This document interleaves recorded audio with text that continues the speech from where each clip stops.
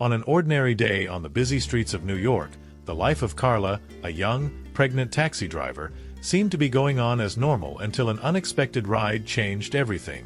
Taking an 80-year-old woman to a nursing home was not an unusual rush, but what Carla didn't know was that this simple act would lead her on a path of profound discoveries, emotional challenges, and a legacy that would forever change the course of her life. Months later, when that lady, Eleanor, left this world, Carla received news that would leave her ungrounded and at the same time push her to move forward.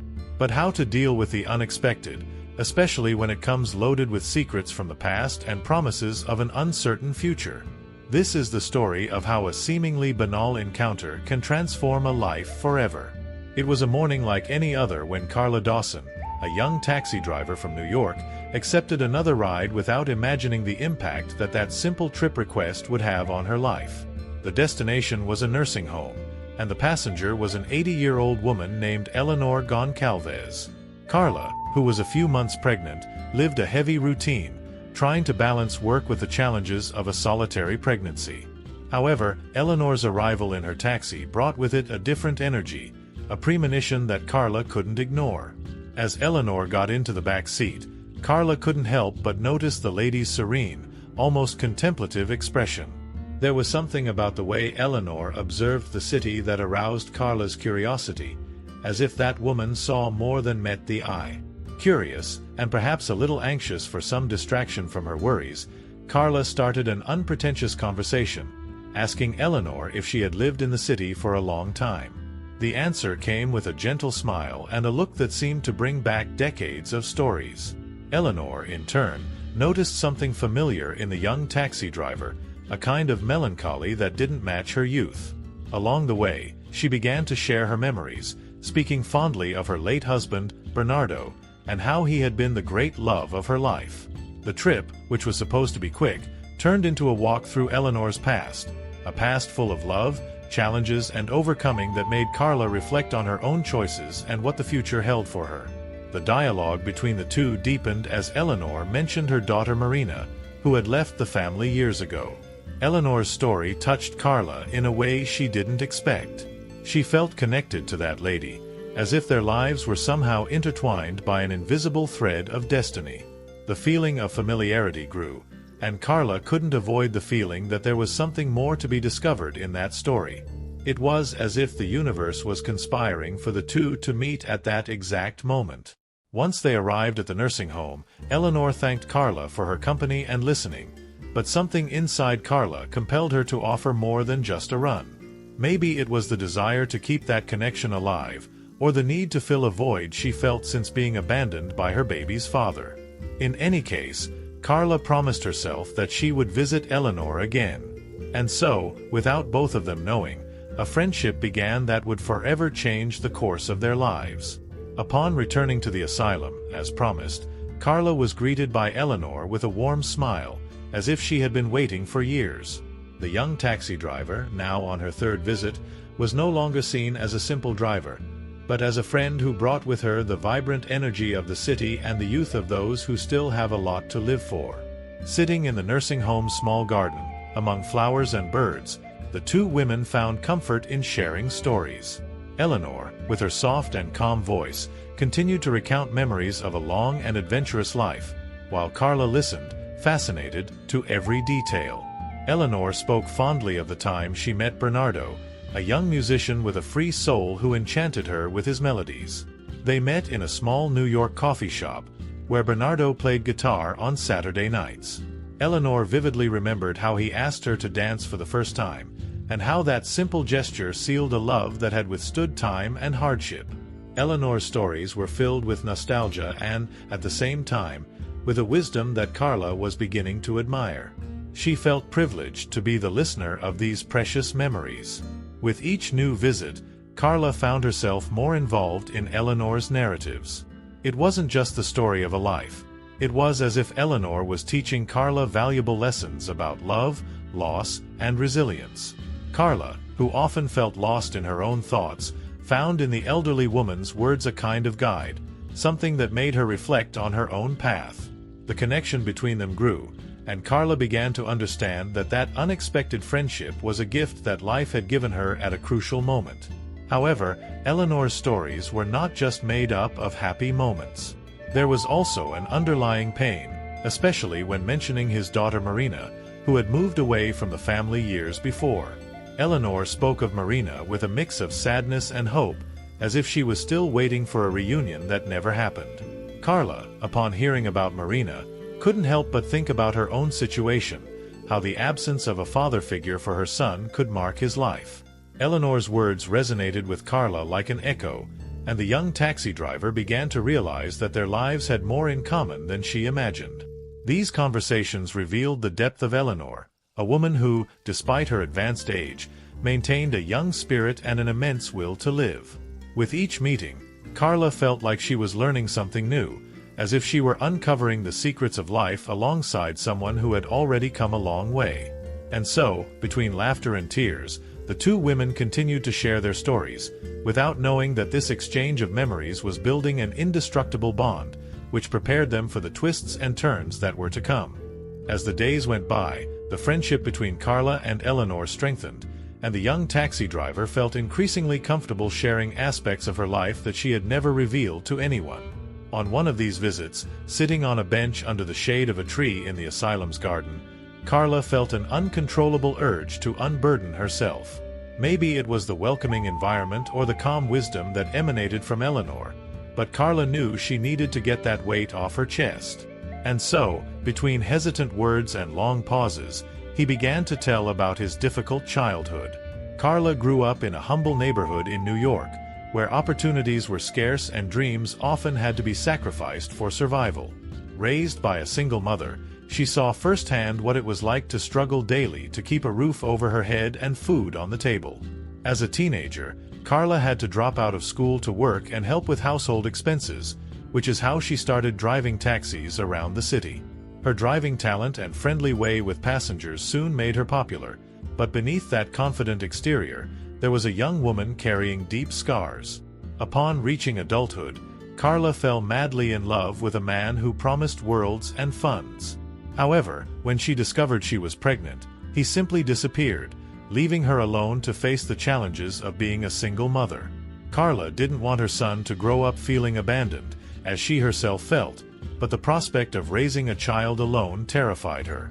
As she spoke, her eyes filled with tears, and Eleanor, with her usual serenity, took Carla's hand, offering comfort without having to say a single word. Eleanor, touched by Carla's confessions, shared a little more about her own journey as a mother and wife, revealing that life rarely follows the plan we set out.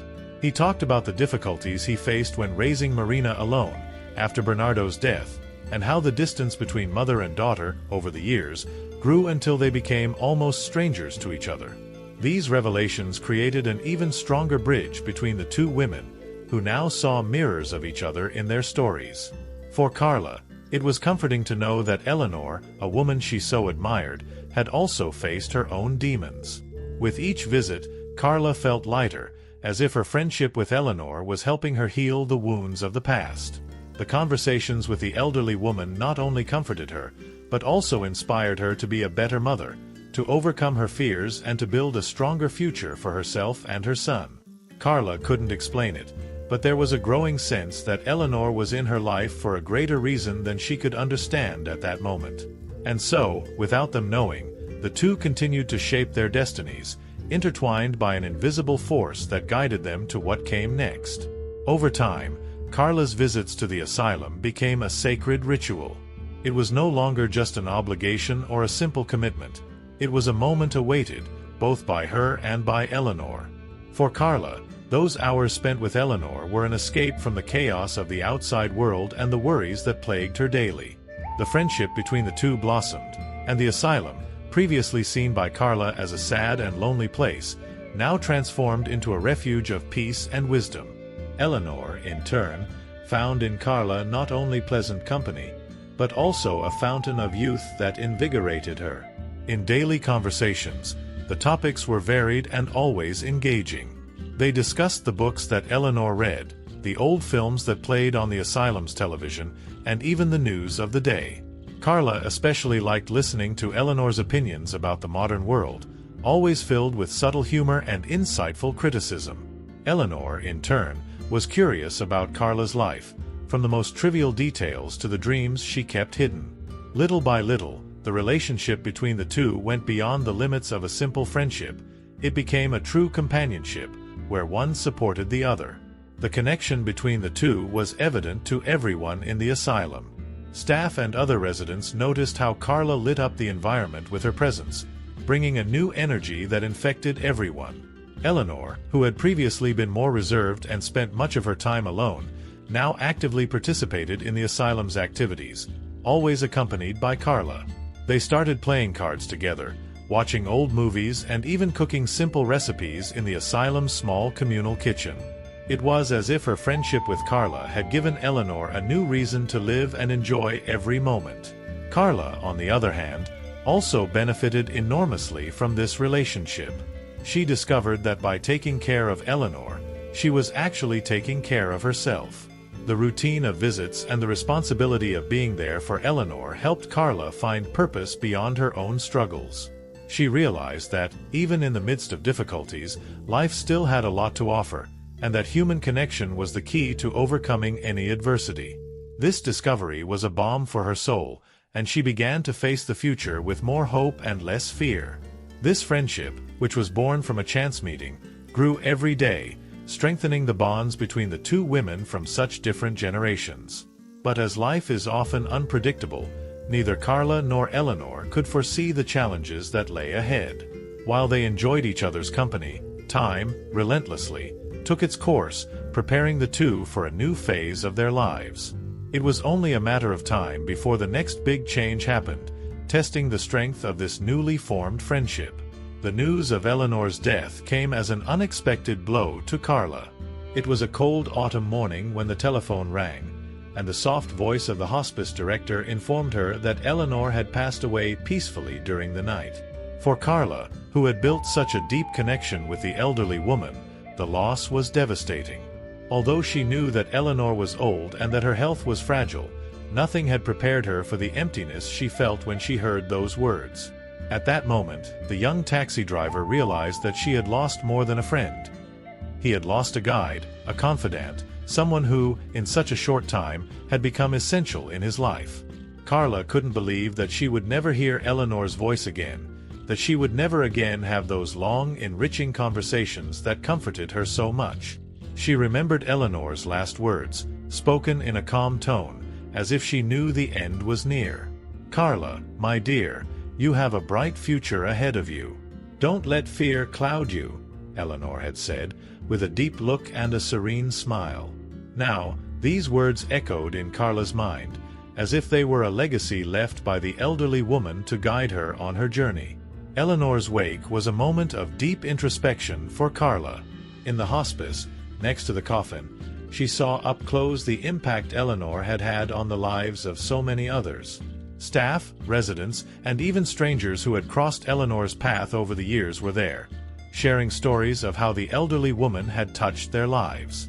Carla, in silence, observed and absorbed everything, trying to deal with the pain of loss.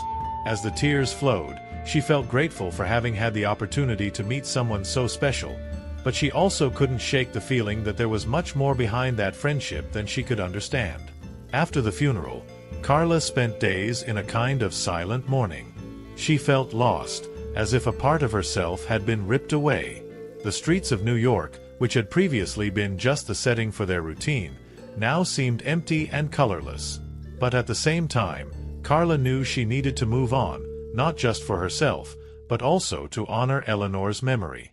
It was during one of these solitary reflections that Carla decided that she would return to the asylum, not only to relive the memories, but to discover more about Eleanor's past and, perhaps, better understand the legacy that the elderly woman had left for her. And it was exactly in this search for answers that Carla came across the biggest surprise of her life. Upon arriving at the asylum, he received a letter from the director, written by Eleanor before her death. With shaking hands, Carla opened the envelope and began to read. Eleanor's words revealed secrets kept for decades, secrets that would change Carla's life forever. But at that moment, all she could do was take a deep breath and prepare herself for what was to come. She knew she was about to discover something big, something Eleanor had carefully planned for, even in her final days. The content of the letter Carla received at the asylum was surprising, to say the least. On the aged paper, Eleanor had made it clear that Carla was the heir to something much more valuable than simple material possessions. Among carefully chosen words, Eleanor revealed that she had included Carla in her will, leaving her home in New York. For Carla, who had never owned anything significant in her life, this news came as a shock. She wondered why Eleanor, someone who had known her for such a short time, would do something so generous. And more than that, what was hidden in that house that could justify such an unexpected decision? When visiting the house for the first time, Carla was impressed by the beauty and history of the place. Eleanor's former residence was a reflection of the owner herself, charming, welcoming, and full of stories in every corner. However, as she explored each room, Carla couldn't help but feel that there was something more to the house, something that Eleanor wanted her to discover. With the letter in hand, Carla revisited Eleanor's words, looking for clues that would lead her to understand the true meaning of her heritage. And it was then that he found a reference to a hidden drawer in the office desk. When Carla finally located the drawer, her fingers trembled with anticipation. Inside was a small wooden chest, locked with a key that was carefully attached to the letter. Upon opening the trunk, Carla found a collection of antique jewelry, each piece more stunning than the last. Next to the jewelry, there was a second letter, where Eleanor explained the origin of each piece, all inherited from past generations. But what really caught Carla's attention was the revelation that these jewels belonged to a family she didn't know she had. Eleanor, with a sincerity that only death can bring, revealed that Carla was, in fact, her granddaughter, the daughter of her lost daughter Marina. This revelation fell like a bomb in Carla's life. Suddenly, all the stories, all the shared memories made sense in a way she never could have imagined. Eleanor had known the truth all along, but she had chosen the right moment to reveal it. Carla felt a whirlwind of emotions: joy at finally discovering her roots, sadness at not having had more time with her grandmother, and deep gratitude that Eleanor had found a way to keep the two connected, even after she was gone. The house now was not just a place to live, it was a physical and emotional link to a past that Carla was barely beginning to understand. Determined to honor Eleanor's memory and the new connection she had discovered, Carla began to investigate more about her mother, Marina, and the reasons that led to her separation from the family.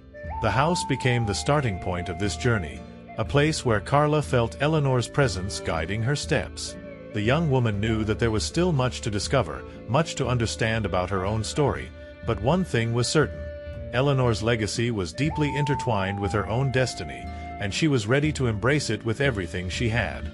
After the revelation that she was Eleanor's granddaughter, Carla found herself immersed in a new reality, where every object in the house, every detail, seemed to carry a hidden meaning.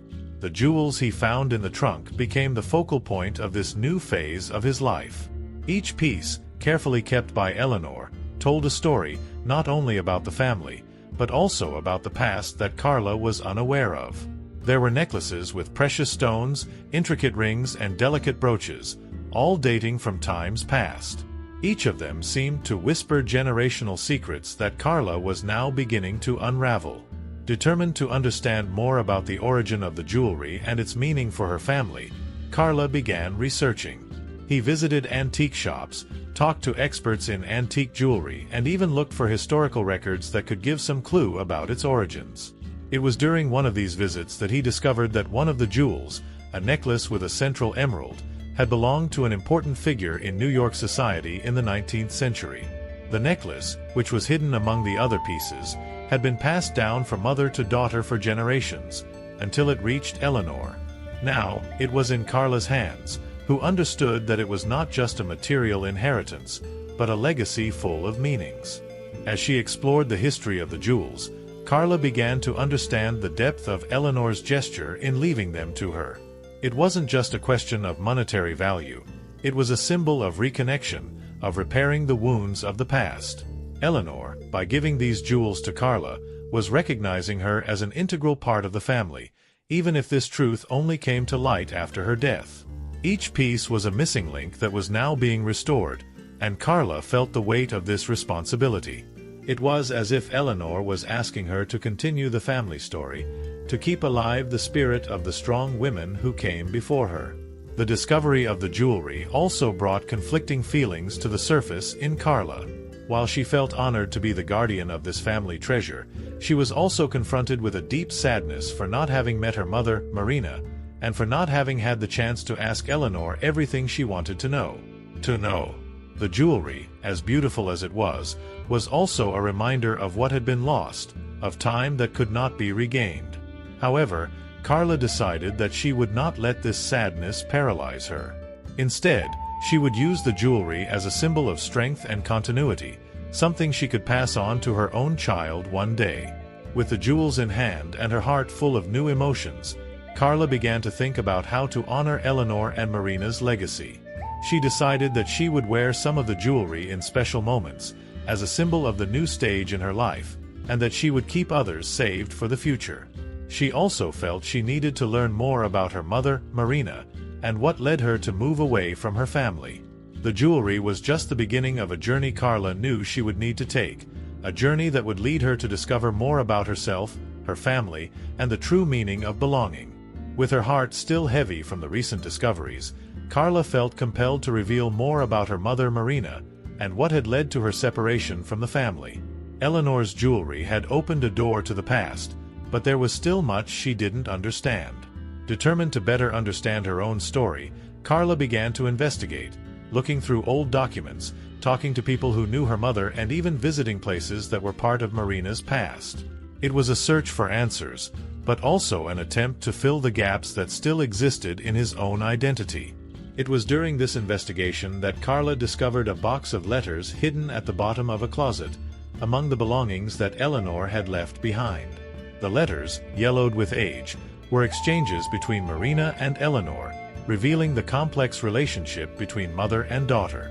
When reading the letters, Carla could feel the tension, love, and despair that marked the years in which the two were apart. Marina, a rebellious young woman, had chosen a different path than Eleanor had planned for her, and this created an irreparable rift between the two. However, the letters also showed that, despite the distance, there was a deep connection that never broke. With each new letter read, Carla felt as if she were meeting her mother for the first time. Marina, who until then was just a distant and unknown figure, began to take shape in his mind. The letters revealed a strong woman, determined to follow her own dreams, even if it meant breaking up with her family. However, there were also moments of vulnerability, where Marina expressed her longing for home, her guilt at leaving Eleanor alone, and her desire, never fulfilled, to return to make amends. For Carla, these letters were a testament to the complicated love between mother and daughter, and a confirmation that blood and family bonds were stronger than any physical distance. This new understanding of her mother brought Carla mixed feelings. On the one hand, he felt an acute pain for everything that had been lost, for the conversations they never had, for the advice he never received. But on the other hand, she felt immense gratitude that Eleanor had left her these letters. It was as if Eleanor knew that, at some point, Carla would need these answers, that she would need to understand her mother in order to move forward. The letters couldn't bring Marina back, but they offered Carla a chance to connect with her in a way that had previously seemed impossible. After reading the letters, Carla began to realize that her story was not just hers. She was part of something bigger, of a line of strong women who faced their battles and left their marks. Carla now saw herself as the continuator of this line, someone who had a responsibility to honor the past, but also to create a better future. With this new perspective, she decided it was time to move on, to build her life based on this legacy that Eleanor and Marina had left. The letters, the jewelry, and all the memories were now part of who she was, and Carla was ready to accept that inheritance, with all that it meant. Amid all the discoveries and intense emotions she was facing, Carla knew she needed help dealing with the legal and practical aspects of the inheritance left by Eleanor. It was then that Tiago Lawson, the lawyer responsible for Eleanor's will, arrived on the scene. Tiago was an experienced professional, known for his competence and discretion, but at the same time he had a welcoming manner that immediately won Carla's trust. From their first meeting, it was clear that Tiago was willing to go beyond his professional obligations to support her in this delicate moment. Tiago not only explained to Carla all the legal details about the inheritance and property she had received, but also guided her on the best ways to manage everything. He helped her organize the necessary documents, resolve issues with the inventory, and deal with the financial implications that came with the inheritance. During this process, Carla realized that Tiago was more than just a lawyer. He became a true friend and confidant, someone she could trust completely. Tiago was also understanding of the emotions Carla was facing, offering emotional support whenever she needed it. As they spent more time together, Carla began to realize that Tiago was also going through a moment of personal transformation. He had recently lost a loved one, and in some ways, helping Carla navigate the process of grief and acceptance seemed like a way for him to find some solace himself. The conversations between the two went beyond legal aspects. They started sharing stories of their lives, their challenges and dreams. Carla found a listening ear in Tiago, someone who understood her insecurities and fears, but who also encouraged her to move forward and make the right choices for herself and her son. As the friendship between Carla and Tiago deepened, something else began to blossom between them. There was an undeniable chemistry, a connection they both felt but initially chose not to address, perhaps out of respect for the grief they were both still processing. However, as time passed, this connection became impossible to ignore. Tiago wasn't just a cool support or a friend.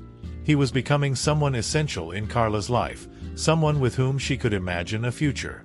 And Tiago, in turn, began to see in Carla a strong and resilient woman, who awakened feelings in him that he thought he had buried.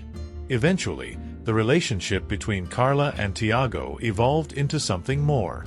The respect and admiration they had built over the weeks turned into love. They realized that together they could face any challenge, and that their lives, once so different, were now intertwined in ways neither of them could have predicted. Tiago became not only Carla's partner in legal matters, but also the life partner she so desperately needed.